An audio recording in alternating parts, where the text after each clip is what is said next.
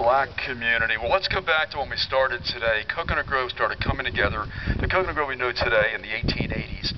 And by the end of the 1880s, there were jobs here, farm jobs, maritime jobs, domestic jobs, such as cooking at the Peacock Inn or making up beds at the Peacock Inn. And a lady, a black bohemian from Eleuthera Cay, came over. Her name was Mariah Brown.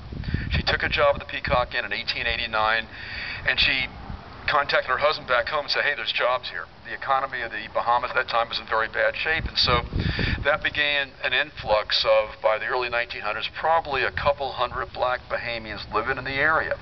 This is known as Charles Avenue because a white homesteader whose family had picked up 160 acres of land here, including the street, Charles Frowell, sold a lot of properties to these early black bohemian settlers. And so they created a very unique community. They sometimes refer to this community as Kibo. Kibo was one of the highest points in Mount Kilimanjaro in East Africa. And so a lot of people knew it as Kibo.